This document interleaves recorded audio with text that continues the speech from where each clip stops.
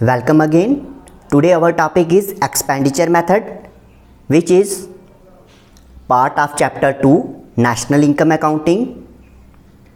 You are studying macroeconomics. This lecture will be based on NCERT book of class 12 based on CBSE syllabus. Now let us first look at the introduction of this method and definition, what this method says and how we calculate national income through this method. So this method is alternate way of calculating GDP. We have already studied value added method. So in this method we see the demand side of products. Demand side of products means the expenditure which is made on the purchase of goods. We calculate that expenditure and sum all the expenditure which is made. It may be made on consumption goods, it may be made by the government sector, it may be made by the firms. So finally we calculate all the expenditures to reach at the national income through this method. So first let us look at some theory. This method is an alternate way to calculate GDP by looking at the demand side of the product. This method is referred as expenditure method. According to this method, national income is estimated in terms of expenditure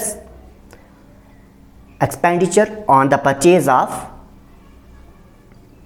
final goods and services produced in the economy during an accounting year. तो एक accounting year में जितनी भी national income produce होगी, लेकिन in terms of expenditure हमने किस पे किया है? फाइनल गुड्स एंड सर्विसेज पे जो एक्सपेंडिचर रहता है उस पे. ठीक है, उन सभी एक्सपेंडिचर को हम सम कर लेते हैं, एक साल में कितना एक्सपेंडिचर किया, सो इस तरह से हमें नेशनल इनकम मिलती है. This method is also called consumption and investment method और income disposal method. So other name of this method is income disposal method and consumption and investment method. Okay, this you need to keep in mind. तो यहाँ पे हम final expenditure की ही बात कर रहे हैं. We are dealing here with final expenditure only.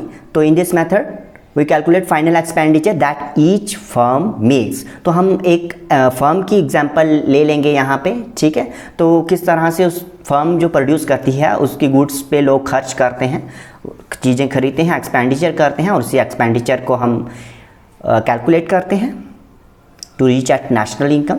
Here expenditure on intermediate goods is not included. Firm intermediate goods उस फर्म ने खरीदी हो सकती है, लेकिन वो इंक्लूड नहीं होता है एक्सपेंडिचर में, क्योंकि वो एज अ फाइनल एक्सपेंडिचर नहीं इंक्लूड हो सकती.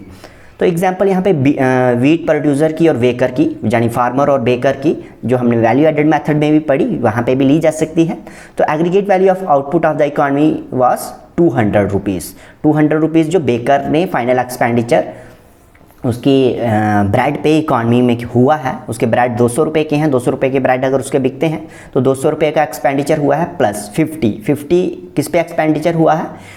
Final expenditure received by the farmer. तो फार्मर से जो बीट खरीदी गई है उसका फाइनल एक्सपेंडिचर. ठीक है, तो विच is equals to 250 per year. तो यहाँ पे 250 पर ईयर एक्सपेंडिचर मेथड से और वैल्यू एडेड मेथड से सेम रिजल्ट है. ठीक है, तो in this way we calculate final expenditure in value added method. So I have also written in note. तो intermediate expenditure वो इंक्लूड नहीं होता है क्योंकि वो फाइनल एक्सपेंडिचर की कैटेगरी में नहीं आता है. So classification of final expenditure. Now we'll see our final expenditure is classified into how many categories. There you can see we have 4 categories of final expenditure on goods and services produced during a year.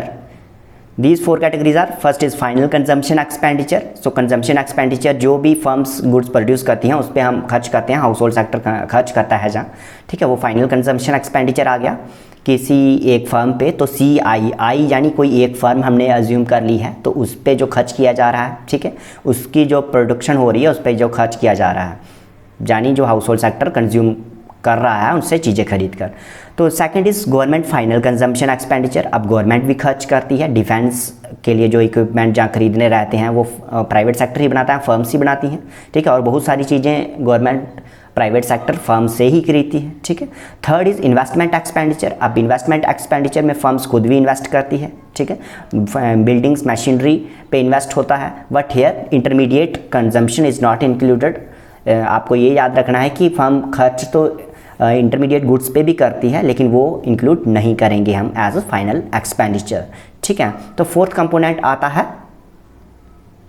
Exports revenue that firm earns by selling it's goods and services abroad. तो जो final goods and services firm अपनी बाहर देशों में भी बेचती है, ठीक है, वो एक्सपोर्ट रेवेन्यू भी इंक्लूड होता है as a part of final expenditure. So you have seen कितनी कैटेगरीज होती हैं फाइनल एक्सपेंडिचर में, फाइनल एक्सपेंडिचर कहाँ कहाँ किया जाता है। अब हम इन सभी कैटेगरीज ऑफ फाइनल एक्सपेंडिचर को सम कर लेते हैं, जिससे हमें gross domestic product at market price मिल जाता है। सो लेट अस सी वो कैसे होता है। सो लुक हियर, दस सम total of revenues of firm I earns is given by. तो एक फर्म अगर इकॉनमी में हमने अज्यूम कर ली है, वैसे तो बहुत सारी फर्म्स होती हैं, लेकिन हम सिंप्लिसिटी के लिए सपोज कर रहे हैं कि एक फर्म है अगर इकॉनमी में, तो उसकी हम जो टोटल जो एक्सपेंडिचर उसके प्रोडक्ट को खरीदने के लिए किया गया है, जहाँ उस फर्म का रेवेन्यू कितना है, आरवी। आरवी का सिंपल मीनिंग क्या है, revenue of firm I. RV means revenue of firm I, which is equals to RV I is equals to C I plus C I plus I I plus G I plus X I. तो I क्या है, ये expenditure है on goods and services of firm I. तो एक firm I के revenue किसके बराबर होगा, जो कंजम्पशन एक्सपेंडिचर उसकी चीज़ें खरीद के की गई, इन्वेस्टमेंट एक्सपेंडिचर पे उनकी चीज़ें फर्म की से चीज़ें खरीद कर किया गया, जहाँ गवर्नमेंट एक्सपेंडिचर, जहाँ एक्सपोर्ट्स। ठीक है, तो अब यहाँ पे हमें पता है कि इकॉनमी में बहुत सारी फर्म्स रहती हैं। एन फर्म्स सपोज करते हैं, अगर इकॉनमी में एन फर्म्स हैं, तो एन फर्म्स कितनी भी हो सकती हैं, एन की वैल्यू 1 2 3 सो ऑन टू 100 1000 10,000 कितनी भी हो सकती है इकॉनमी में। ठीक है, तो बहुत सारी फर्म्स इकॉनमी में काम करती हैं, प्रोड्यूस करती हैं। सो हम पूरी अगर हमें इकॉनमी का एक्सपेंडिचर मेथड से नेशनल इनकम निकालनी है, तो हम सभी फर्म्स की जो रेवेन्यूज होंगी उसको प्लस कर लेंगे। ठीक है, then summing over N firms we get, तो summation of revenue of N firms का क्या रहेगा, समेशन करेंगे हम सभी सारे रेवेन्यूज़ जो भी सभी फर्म्स को मिल रहे हैं, is equals to summation over C I, summation over I I plus summation over G I plus summation over X I. तो इसको हम डिटेल में आगे देखते हैं। सपोज अब हम ये सपोज करते हैं कि there are N firms in the economy, if we sum the output of all these firms. ठीक है, इन सभी फर्म्स को अगर हम सम करेंगे तो क्या मिलेगा हमें, वी गेट एक्सपेंडिचर जो भी इन पे किया जा रहा है, will get summation over I is equals to 1 to N R I. ठीक है, तो आर आई यहाँ पे, ठीक है, ये हमें इक्वेशन मिल जाती है अगर हम सभी फर्म्स को ले लेते हैं, इकॉनमी की सभी फर्म्स को। ठीक है, I equal to 1 to N. अब फर्म्स मैंने आपको बताया 1 से लेकर एन कितनी भी हो सकती हैं, तो वो सभी फर्म्स का हम यहाँ पे रेवेन्यू को प्लस कर रहे हैं। तो रेवेन्यू क्या होगा, सी I plus G I plus I I plus X I. तो इस तरह से पूरी इकॉनमी का हमें एक्सपेंडिचर मिल जाएगा, जो भी रेवेन्यू फर्म्स गेन कर रही हैं वो मिल जाएगा। जहाँ रेवेन्यू बोल सकते हैं हम, जहाँ एक्सपेंडिचर जो फर्म्स की गुड्स एंड सर्विसेज पे किया जा रहा है। तो इस इक्वेशन को हम 1 कंसीडर करते हैं, इक्वेशन 1।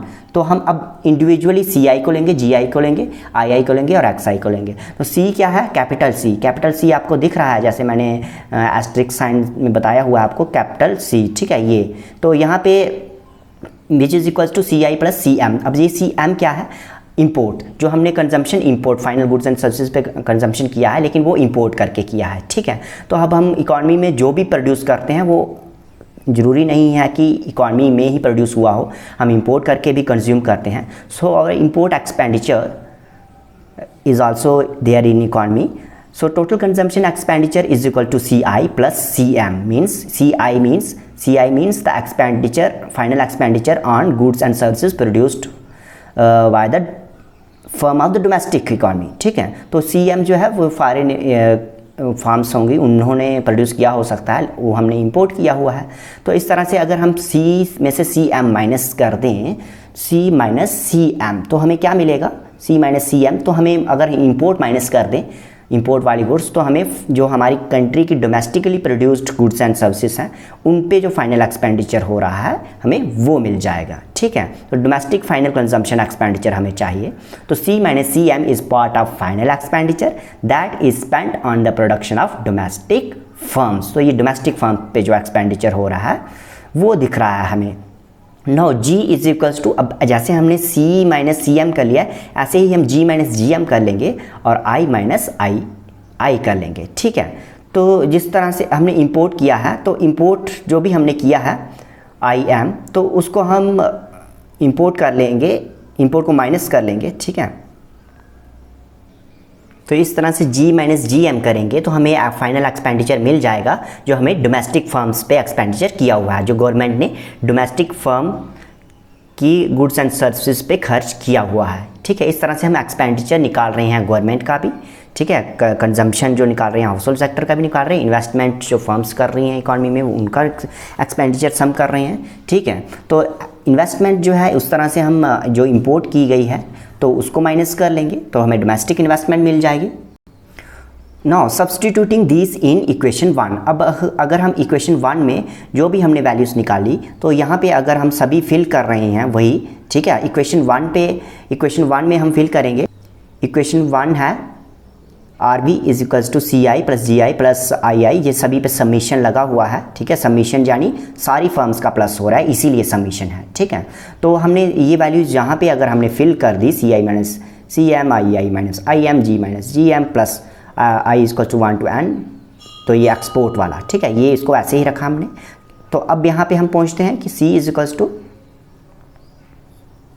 यहाँ पे सी आई जी वैसे ही रहा plus I equal to 1 to n वैसे रहा, आई में से हम माइनस कर देंगे सारी जो इंपोर्ट वाली हैं, कंजम्पशन हो बेशक, वो इन्वेस्टमेंट हो बेशक, या गवर्नमेंट एक्सपेंडिचर हो इंपोर्ट किया हुआ, ठीक है। तो इंपोर्ट वाली चीज़ें हमने सारी माइनस कर दी और कॉमन ये निकाला और सारी ये प्लस कर दी, ये वाली सारी प्लस कर दी। तो इस तरह से हम पहुंच रहे हैं फर्म्स की टोटल जो कितना एक्सपेंडिचर किया जा रहा है उस पर। तो फाइनली जीडीपी क्या आ रहा है, this implies GDP is equals to sum total of revenue of all firms, ठीक है।